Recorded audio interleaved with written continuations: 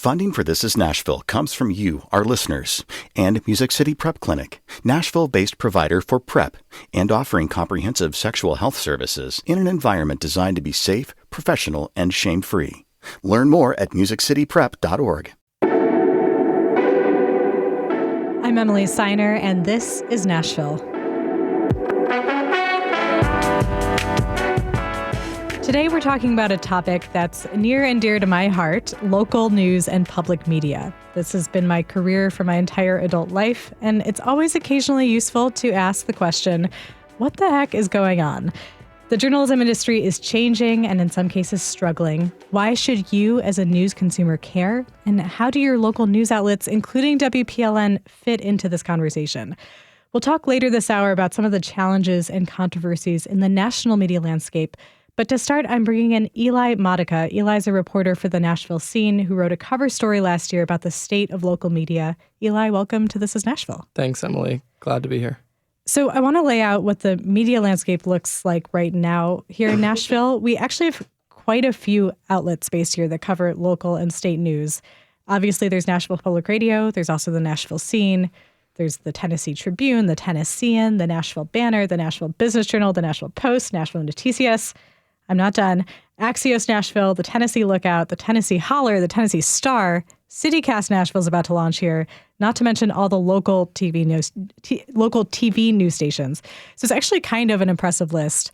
I'm curious, Eli, how you would say your outlet, the Nashville Scene, sets itself apart from all the others on this list. Oh, no. I can hear my editor at our office tuning in right now to just listen to my answer to this. I think we always pride ourselves on covering arts and music as well as news and also trying to retain a more voicey coverage of local politics, state politics in the vein of a traditional alt weekly, which is, what our print edition and what our brand is, an alternative weekly publication that publishes all over the board, everything that's going on in Nashville, things to do. Our Critics Pick section in Cole Vienna is one of our recent hires that I mentioned in the cover story that we hired from the Tennessean. And his whole job is just to figure out what's going on, edit Critics Picks, and keep sort of an arts voice. So I think the arts coverage, the little more irreverent news coverage is kind of what our brand is, and music, of course, and in Music City, it's one of the things that we love to cover. There's just so much going on. Yeah, I love the Critics Picks. I use that often to plan out my weeks. That also, I think, lends the scene to being particularly suited to be a kind of a media watcher. So I want to talk about your article from last year. It was called "Good News, Bad News: The State of Nashville's Media Landscape." What do you feel like you were trying to say about what's good and what's bad in Nashville news? Maybe we can start with what was the good news? The good news is that so many amazing outlets are opening. So many new voices are coming on our radio waves, and also, and new bylines are gracing our print and online publications that, like you mentioned, CityCast and the Nashville Banner are recreating in the case of the Banner, but creating and coming to town, creating their publication in the terms of CityCast. The blossoming, I think about it like an ecosystem. I think I used that word at least once in the article. There are ways that we cross-pollinate, that we make each other better, that we compete for stories, and all of that is good for writers. I know I love that, to get the feeling that Stephen Elliott, my former colleague now at the Banner, is covering some of the same beats as me. I want to be able to write in a way that, gets different angles from him, adds to the reporting.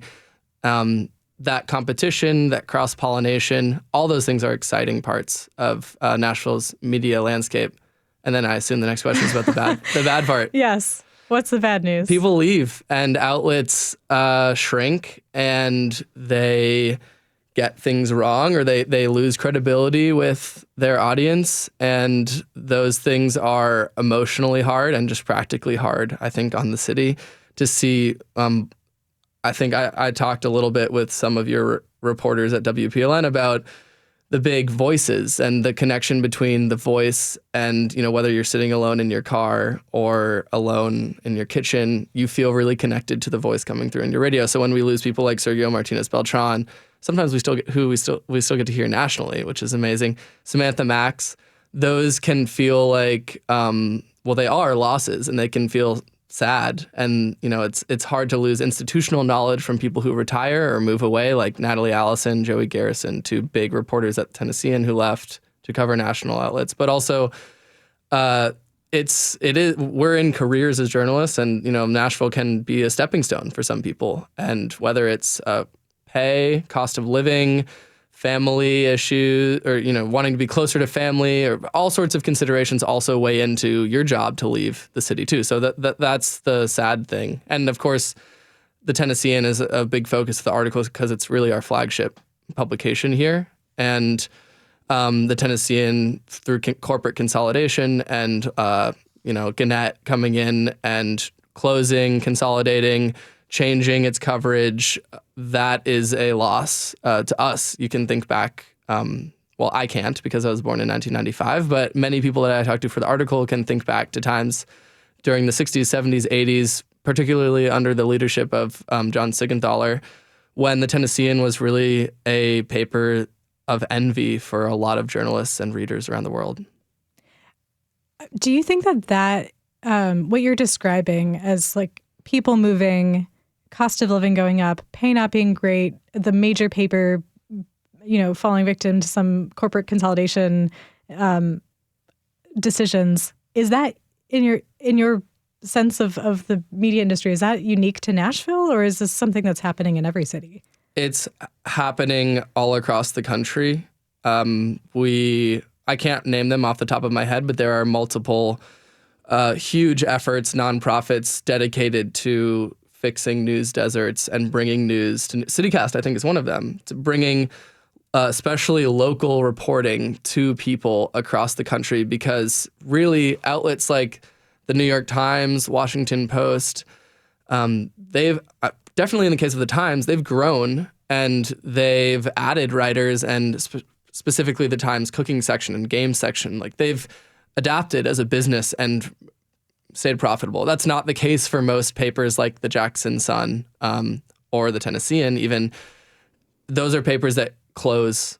Papers in smaller towns and rural areas, those are papers that gradually lose writers and lose money, and then they close. And that's the far more common story.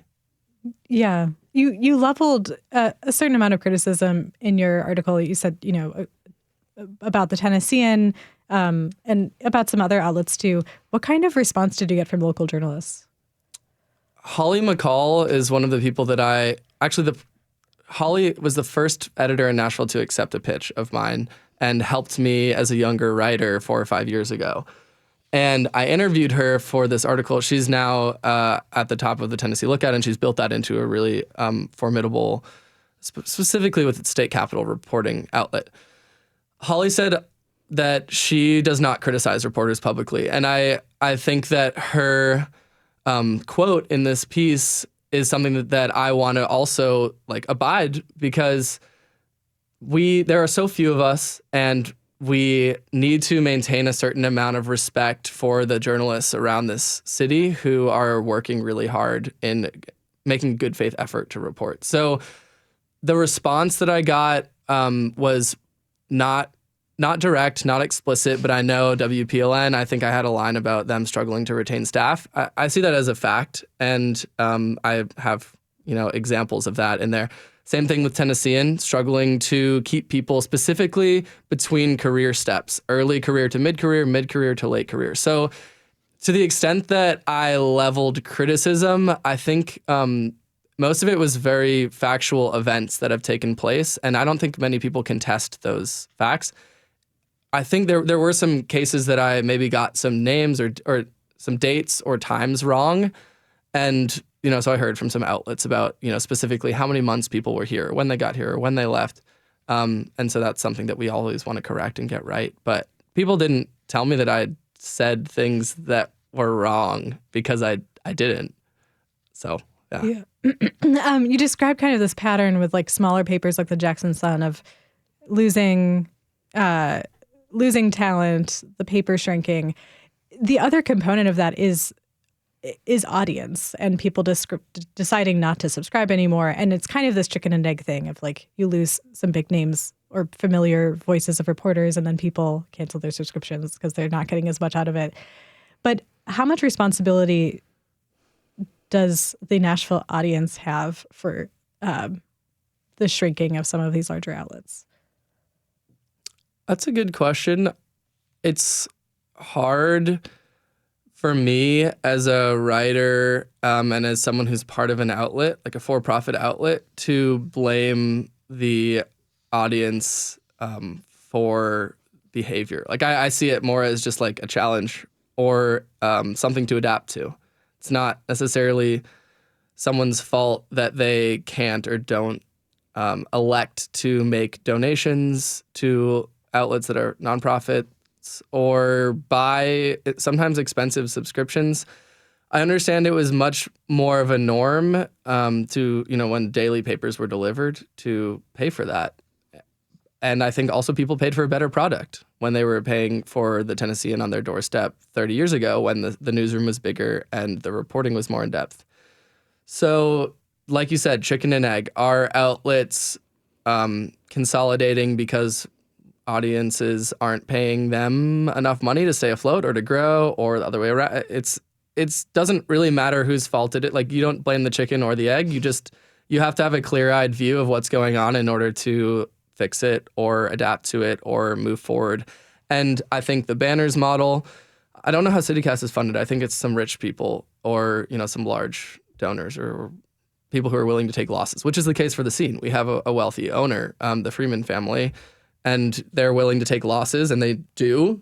And it keeps us, and we stay in business and stay afloat and keep producing with very limited. I know that Bill Freeman publishes a letter in our issues. Beyond that, I don't hear from him. We don't hear from him. So each outlet has to navigate these financial considerations like WPLN, a piece of which can be audience shrinking. But again, nonprofit outlets have found ways to adapt to that. So I don't want to blame the audience or Nashville for any behavior. I want to turn the spotlight on news, how we can keep generating it sustainably. Yeah, I appreciate you thinking through that. So what can news outlets, what do you think news outlets should be doing differently in Nashville?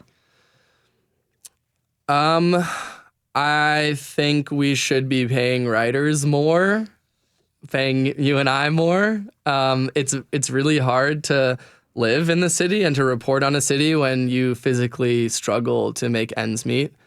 I don't know what like a WPLN starting salary is. I don't know what a scene starting salary is these days, but it's below the area median income. I can say that comfortably. So paying, and nourishing and nurturing reporters from their early career to their mid-career and mid-career to late career so that we don't see people when they want to make that next step like Joey Garrison or Natalie Allison or Samantha Mex, so that we don't see them looking other places and leaving. We want them to be able to get that same support and do that same work here. And I think that does come down to professional considerations. So we should be supporting our writers, paying our writers, and we should be doing great reporting, which, all of us strive to do. I'm with you on that. Eli, thank you so much for joining us and for your work in local news.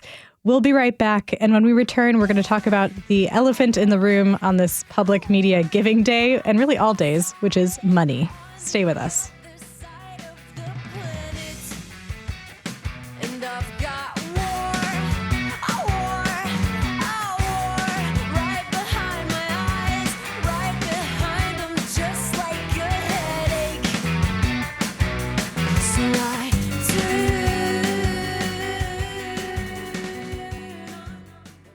Funding for This Is Nashville comes from you, our listeners, and Music City Prep Clinic, Nashville-based provider for PrEP and offering comprehensive sexual health services in an environment designed to be safe, professional, and shame-free. Learn more at musiccityprep.org. I'm Emily Seiner, and this is Nashville. We're talking today about the chaotic state of the journalism industry and turning the mic around to see where Nashville Public Radio fits into all of it. If you are even remotely paying attention to news about the news in recent months, you've heard about layoffs. So many organizations have cut staff, citing financial pressures, including several large public radio stations across the country. Colorado Public Radio in Denver, WAMU in DC, WBEZ in Chicago, WBUR in Boston. That's just from the past month or two. This means that these employees typically get a certain amount of severance pay and benefits, but lose their jobs.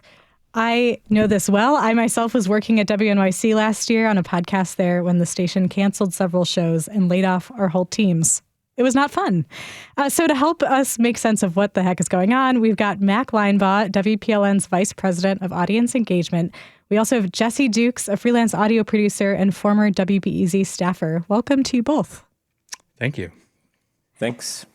Jesse, you left WBEZ before the most recent round of layoffs, but I'm sure you still talk to a lot of people there.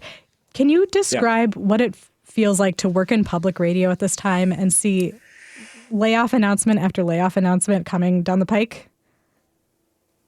Terrible. It feels awful. It's heartbreaking. I know many friends and also people who I might not know as friends, but maybe I have met once or twice or know by reputation who I really admire who have lost their jobs. And that part of it is awful. It also feels like some of it might be avoidable. In the last few weeks since the layoffs happened at WBEZ, I mean, you also missed KCRW in that litany of recent layoffs that you gave. I think they had a bunch of layoffs recently in Los Angeles. It's led me to try to make some sense of it and pay a little bit more attention to some of the industry trends, both in public media and also in podcasting.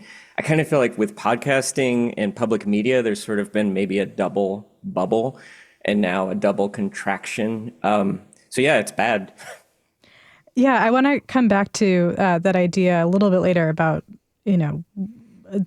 the trend and whether it's necessary. But, one of the core issues with all these layoffs is money, and every station is choosing to deal with it in different ways. But many stations are having financial issues. Mac, can you explain the basic funding model of public radio member stations? Sure. How does this model work? It feels like I should be doing a pitch break right now. Yeah, I mean, I think this is an misunderstood thing that, people are used to the way other sort of media conglomerates work. Like if there's NBC has stations around, like outlets around the country, and there's sort of a top-down, management. And here, this NPR was created by member stations. Ours was one of the charter stations, and we went on the air in 1962, and we're 10 years old when we joined with other stations to create NPR as a way for us to sort of share things. And all of the money that, well, there's maybe some exceptions to that lately, but most of the money that NPR receives comes through member stations like ours. So we pay a certain fee to air All Things Considered and Morning Edition and this whole slate of other programs. We also pay fees to American Public Media and to PRX and other distributors like WNYC in order to air their programs. And then we go out into our community and raise the funds. And there's a very small portion that comes from the federal government, which I think is about 4% in our most recent budget. And we also have business underwriting. And so the vast majority of our support comes from our community, and that a lot of that goes on up to NPR. So how would you explain the financial strain that the industry is feeling right now? Oh, gosh. Well, I'm an observer in this, much like you, and I feel like I could be asking you this question too. I mean, there are certain things that we know, and one of the things is that COVID really changed the way that people interact with radio. So much of the radio listening that happens in cars, and we see that in our own sort of numbers. The people tuning into Morning Edition and All Things Considered are our two most popular shows, and they happen during drive time. People have them on during their cars. People's habits really changed during COVID, and that hasn't really, those habits haven't really changed back in a lot of ways. And I think also there was a lot during COVID. There was a lot of stations getting some of that. I don't know, is it called PPP money? These grants that sort of like enabled. There was sort of a short-term infusion, and a lot of those kind of ran dry around the same time that there was audience declining. So I it's been surprising to me. I think there are a bunch of other stations you could have mentioned. This is happening to a lot of stations, and especially large stations, I believe. Yeah. And then also, I mean, with podcasting, a big part of that was sponsorship money drying up, and kind of what Jesse's describing as this double bubble. Right, the double bubble, which sounds like chewing gum, but it's really the perfect phrase to describe this. Jesse, given these financial pressures, do you ultimately think that some of these layoffs were inevitable or even necessary? Or it sounds like you think that some of them could have been avoided. It's hard to know. It's really hard to know the answer to that question. I mean, at WBEZ, where I know the most, I will just say, as a nonprofit, I don't find WBEZ to have been very transparent about its operating finances. You know, they're a nonprofit, so they publish the Form 990. But when you hear the CEO talk about revenue and those sorts of things, it's not really reflected in the 990. So they're releasing the bare minimum of information, but we don't really know how the money is being spent. Some people have suggested that some of it's avoidable because the C-suite salaries are too high, and I certainly think that might be part of the problem. I don't think it's the core problem. I mean, when you lose when you're down to 2/3 of the audience in public radio listening, which is what the New York Times reported recently, sort of across the system wide, you're going to lose revenue. And I think, in addition to the other factors we talked about, I also think there was a real dip in charitable giving around the time of COVID, just because there was an economic crisis as well. So there was that piece of the pie. I don't think there was any way to avoid stations losing a lot of money. They probably could have avoided some of the layoffs. I think the thing that has me upset and frustrated was the choice at WBEZ and some other places to just basically eliminate the podcast department. Also at WBEZ, the sort of community radio service Vocalo, which I don't know as much about. I personally find that short-sighted because I think what feels like is happening is a lot of the core public radio listeners they still like the content, they still like the programming, they're just finding it digitally, either as podcasts or reading articles. And so to me, podcasts have a huge potential for retaining the public media audience, and people love local podcasts. I mean, you have some great local podcasts in Nashville, and WBEZ was finding some success with that. Not enough money not enough listenership to necessarily generate, the costs of production through ad revenue. That's really hard to do with podcasts, and it's getting even harder. So I imagine that there would be economic woes no matter what, but maybe the degree of damage might be avoidable. And you're saying that the decisions that they're making, that some of these stations are making, could just lead to further damage?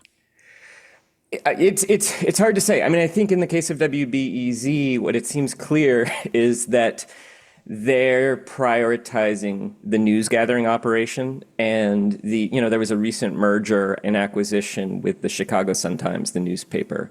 And so they've merged those newsrooms, and it seems like where they are expecting to see their growth might be in digital articles, as opposed to podcasts or as opposed to Vocalo. So I guess that's a strategy, So when they had to do layoffs, the thing they cut were the podcasts. And so to me, it seems like they're abandoning that particular strategy. And yeah, I don't know if I agree with that. I think we've seen some other public radio stations. I can think about KQED, I think, in San Francisco, and also Vermont Public Radio, New Hampshire Public Radio. I don't know about your station. I know you have a lot of podcasts. I don't know how they're doing. That have had a lot of success kind of meeting that audience that has left the radio. in the podcasting space, and are, finding that audience there, growing that audience there. Again, they're probably not generating enough ad revenue to pay for those podcasts, but it is a synergetic effect. They're helping the organization, and that's kind of where I wish WBEZ was putting their resources, and that's what I find frustrating. If you're just tuning in, this is Nashville, and I'm your host, Emily Seiner. We're talking this hour about some of the challenges facing the news industry. Mac, I want to ask you about Nashville Public Radio's finances. What kind of financial strains are we feeling? Can I just piggyback on that just for a second, Yes. and then I'll sort of get to that. I'm not trying to avoid this question as much as I would love to, but I think that's a really interesting point. I was just thinking of two different stations that we've sort of been watching, and one of them is WAMU, who's been such a flagship station in the system for such a long time, and had a history of really sort of being digital innovators, I think, over the last 10 or 20 years. They have recently decided that they also had this online news publication called the DCist. They've closed that down. They've eliminated, my understanding is that they're down to something like 4 reporters or something like that. And they're putting all of their resources into audio and into radio, which seems to me to be a really counterintuitive thing to do. And then there's another station out in LA, KPCC, that has recently rebranded itself as LAist. And they have also had to do layoffs, but they have really sort of done this around positioning themselves for digital. I think it is absolutely difficult at this point to figure out how to monetize the podcast. And, traditionally in podcast ad revenue, it's like you've got to be having, a minimum of like 100,000 downloads or something per episode in order to be able to sort of monetize that with some of these, we've all heard the Squarespaces and these advertisers that are so common on public radio, but I feel like you've got to figure out a way to sort of be there where the audience wants you to be, or you're going to have no opportunity to monetize that. Yeah. So anyway, that's my soapbox about that. I am not one of the station finance people. It has been like a really sort of scary thing to sit back, and it feels like every week there's a news story about another one of these giant public radio stations that are going through massive layoffs. We, 2 years ago, had a pretty large deficit. This fiscal year that we're currently in, we have managed to shrink that deficit by about half, if I understand correctly, and we're sort of moving things in the right direction. But, we went a really long time without having deficits at all.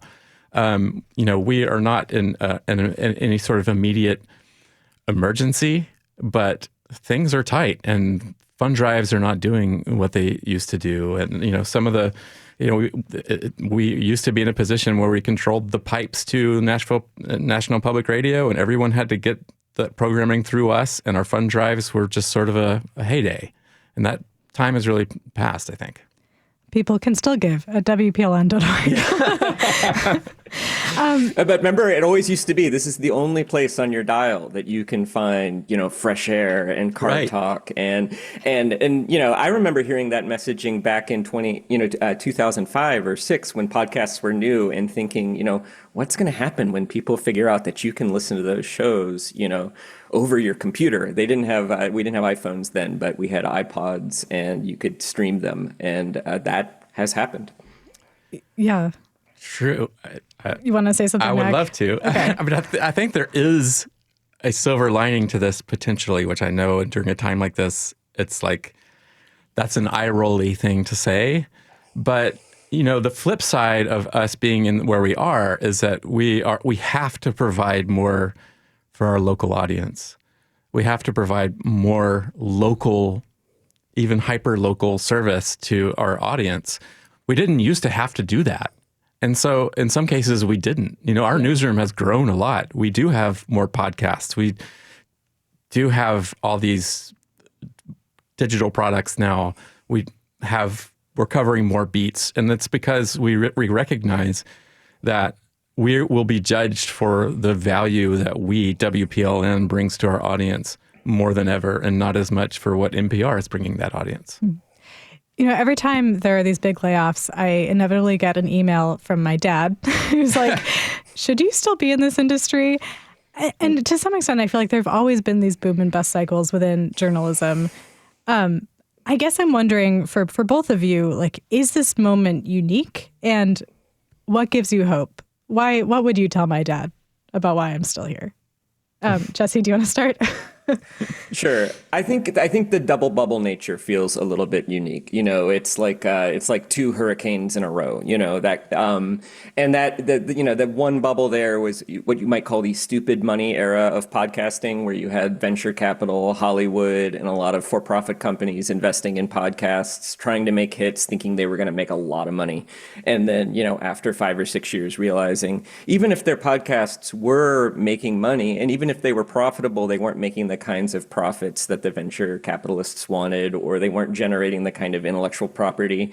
So that happening at the same time as this decline in public radio listenership on the radio, I should say, terrestrial radio, I think there might still be some total growth overall. That feels maybe unique. I think that there's reasons to be hopeful. I do think that, that one of the things that's true is that the public radio newsrooms often are the best investigative newsrooms in a city these days, and that was not probably true 20 or 30 years ago because of all that growth we had. So we have great reporting. We have great producers. Podcasting is growing. Of course, there are also probably too many podcasts. I think that's part of the problem. It's a very saturated market, but there is growth. So it does feel like there's opportunity. And I think the other thing, I'm a podcast guy, I'm a podcast producer, podcast editor. I like podcasts. I think that if people understand that launching a podcast, whether you're a public radio station or maybe some other kind of institution, if you think that very quickly you're going to have a hit and it's going to make you a lot of money, you probably shouldn't do it, but that there are other reasons to invest in podcasting that are synergetic with your mission or with your other activities. And I think maybe when some institutions figure that out, some of the jobs will start coming back, and there will be a positive correction. But, it's going to be tough for a while, I think, but hopefully we start seeing a positive trend soon. Mac, in just like 15 seconds, what gives you hope? Sorry, I went long. Okay. Well, what gives me hope, I think, more than anything, are the people who work in this building and the kind of work that they're doing. I'm very inspired by it. There's an audience need being met there, and I think that we will figure out a way to pay for that. We have to take a short break. Jesse, thanks so much for joining us. Mac, you'll be on some more. When we come back, we'll talk about another piece of the national landscape, which is NPR, the network, and the fallout from recent accusations that it's become too liberal. We'll be right back. I got problem on my own. You're married and crazy. Well, you are not alone. Don't need to know the reason why your family not together. Spare me all the details. I'm Emily Seiner, and this is Nashville. Today is Public Media Giving Day. We've been talking about what's going on with public and local media here in Nashville and around the country. As we just discussed, finances play a role in what's going on in media right now. Journalism is also heavily impacted by politics of the places that we're reporting on and of the people who are doing the reporting. That's at the core of a recent essay written in the Free Press by former NPR senior business editor Uri Berliner. He describes the typical NPR listener as an EV-driving, Wordle-playing, tote bag-carrying coastal elite. We still have Mac Linebaugh, Vice President of Audience Engagement at WPLN with us. Mac, I want to know if you feel like that assessment is true. Well, I think we've come a long way from Volvos and tote bags. So We skipped right past Subaru. That's right. I hope it's not. I think, honestly, that when we have an audience that is kind of changing, it gives us an opportunity to reach an audience that looks more like all of America, which I hope is what Alicia is going to talk about. Well, so yes, I want to bring in Alicia Montgomery, who's the vice president of audio at Slate and was at NPR for many years. Alicia, welcome to the show. Thank you for having me. So you spent a significant portion of your career at NPR. How would you describe the culture of doing journalism there? Cautious, for good reasons and for not so good reasons. I think that the network always struggled with how I still say we. I was there for about 20 years. The network always struggled with how to sort of speak to what individual member stations needed. And we know that those stations, WNYC and WAMU, huge institutional power, really large and highly supportive listener base. And then stations in teeny tiny towns all across the country in red states and blue states before they were called red and blue. And NPR needed to be a provider for that wide variety of needs, also needed to speak with a core listenership that was always, if not sort of the economic elite at all times, but was sort of an elite group of people a lot of times when it came to education and social position, and then also had to stay on the right side of an often hostile and not necessarily fair Congress. And so there was always a tension about how best to do that and to carry out this mission, which is, nonprofit journalism, which is supposed to be the kind of reporting that won't necessarily get a lot of corporate support and funding from people in power. Mm. Well, so for those of you listening who haven't read the essay, Uri Berliner basically writes that he believes NPR has lost its way. Here's a clip from an interview he did with Chris Cuomo. So for those who are sitting there saying, I knew it, NPR, those laconic lefties, with their slow delivery and just feeding us all of this, are you saying that's the truth, or are you saying it's something that has evolved? What do you want people to feel about NPR and what you feel about the media in general? I think it's evolved. I've been at NPR a long time, 25 years. You could say I'm a lifer.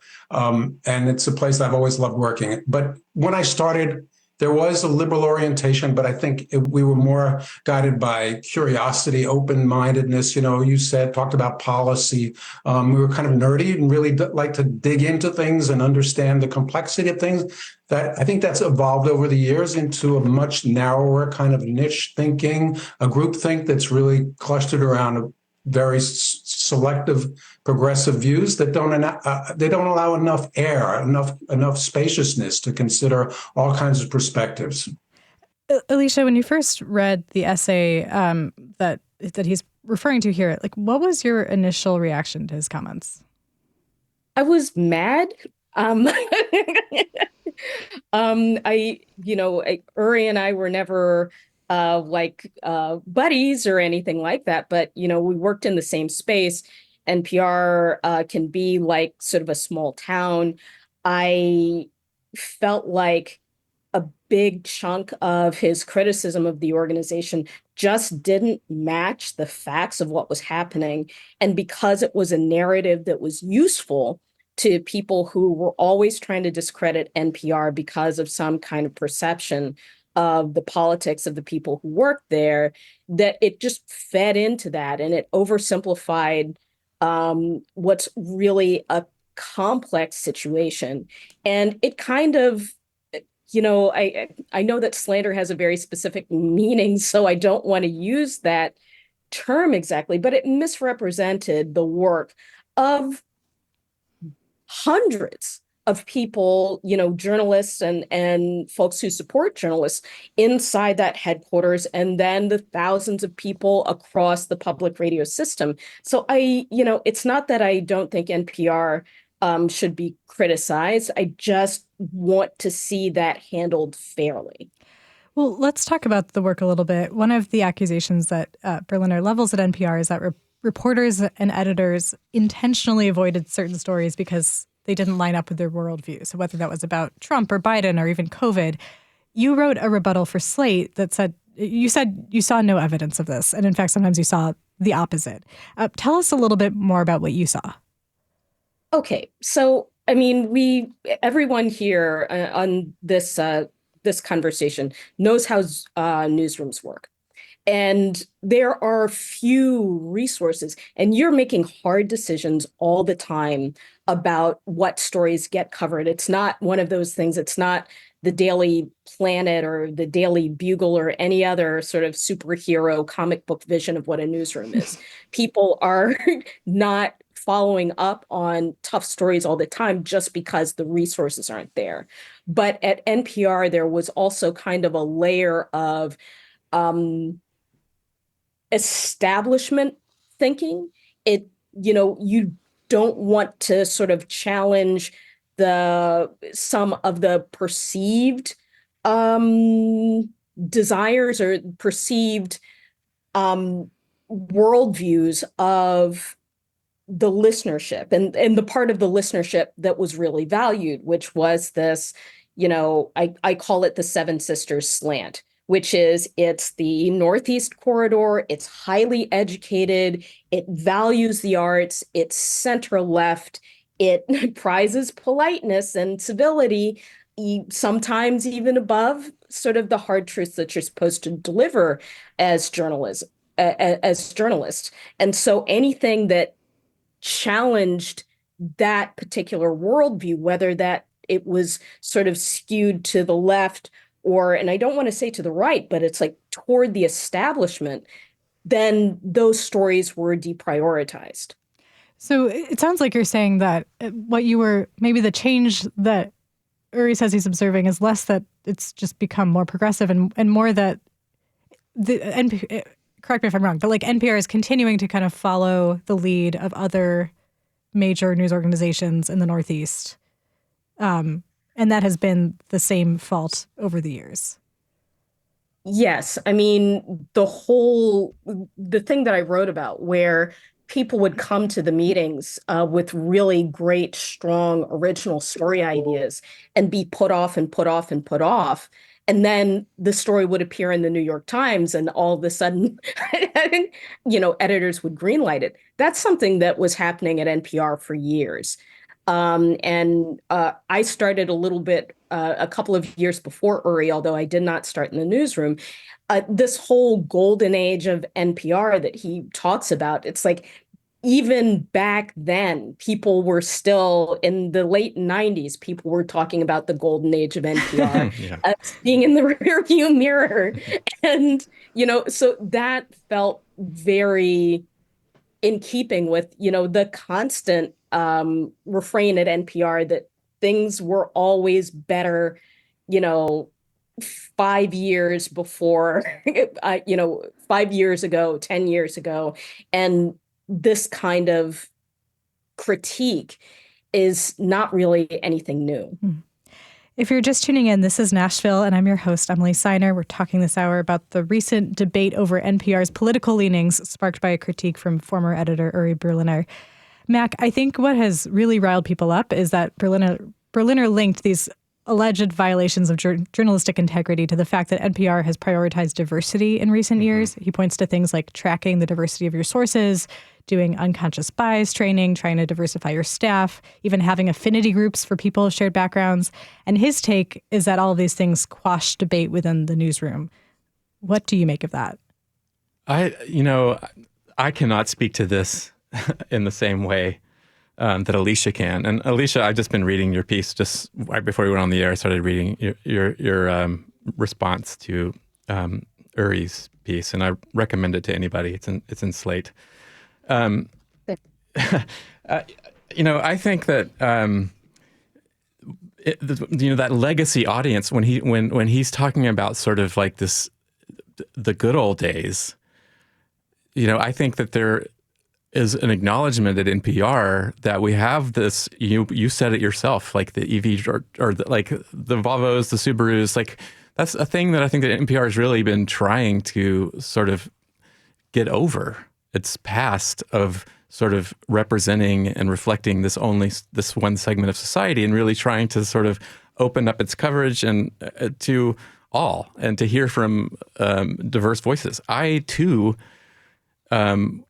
share the concern about, conservative voices being represented on WPLN or NPR.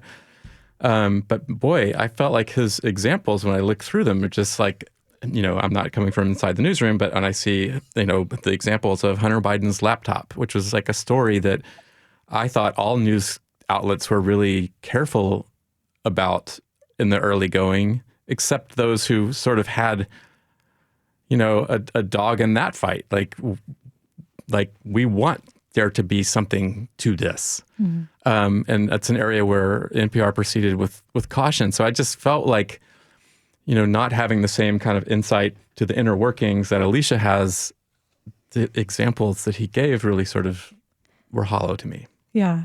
Well, I do want to ask Alicia a little bit about the diversity initiatives, because we've seen so many newsrooms take on these initiatives, especially since 2020. And what was interesting to me about this essay was that it kind of explicitly coalesced some of the backlash that I've heard bubbling inside newsrooms, especially among white editors. So I guess, Alicia, how do you feel about these initiatives? What is working and what is not working? Oh, gosh. I was on just about every committee to expand NPR's voice that they had. And I found, again, that was kind of a fact-challenged thing, because that initiative about sort of cataloging who's who and who we're talking with was something that happened. I think the first I remember sort of having that solid conversation was in 2016, 2017 inside the newsroom. And I think that I remember some of those meetings. We discovered that we thought that we had greater diversity than we did. And so, because we're journalists, we wanted to collect information about what we were, the range of people who were represented on the air. That was something, if Lansing sort of supercharged that, it was something that was, an initiative that was started years and years before. I think that a big problem with diversity initiatives in newsrooms is that they're very reactive. George Floyd is murdered. Suddenly, you have this influx of journalists of color, and they're being brought into the same newsrooms that never attracted journalists of color in the first place, without any kind of real cultural change that's happening on the inside. And I say that about journalists of color. One of the things that I agreed with Uri about, even in our shared time together at NPR, was there wasn't enough regional diversity. There wasn't enough socioeconomic diversity. There wasn't enough diversity, yes, of opinion, but just about sort of life experience, because, the country is not affluent, coastal, college educated as a default experience. That's not the country that we were supposed to be covering. And so it shouldn't just be about racial diversity or diversity around these kind of hot button identity groups. It needs to be sort of a broader effort and a lasting. Yeah. Uri wrote about how NPR's listenership has become more polarized. He placed the blame on NPR's coverage, but the entire country and so many institutions within the country have become more polarized. So I guess I'm wondering, Mac, just to wrap it up, where do we go from here? What is public media's responsibility to address divisions, differences? Oh, I wish you had asked Alicia that question. I think that a big part of the polarization, to me, this is my armchair theory, is that has a lot to do with local media sort of going away. And so like people even in rural areas are like gravitating towards big national outlets, and they're sort of pushing the kind of divisions and selling ads on the divisions. And whereas if they had a lot of local coverage, they would care more about the specific issues in their areas. So I feel like that's where we got to focus. Alicia Montgomery and Mac Weinbaugh, thank you so much. It's so important to have news organizations who reflect on their own work. And I should add that if you too want to be a tote bag carrying NPR listener, you can get a This Is Nashville tote bag by donating $10 a month. Thanks for sharing that at This Is Nashville producers. So you can donate to WPLN at WPLN.org. Thanks for tuning in this hour. This is Nashville is a production of Nashville Public Radio. Today's episode was produced by Elizabeth Burton. It was directed by Tasha A.F. Lumley. Our board operator is Liv Lombardi. Our theme music is by Larange and Namir Blade. Special thanks to Mary Mancini and Char Daston. Listen back anytime at thisisnashville.org or wherever you get your podcasts. This is Nashville. I'm Emily Seiner. We'll see you tomorrow, everybody.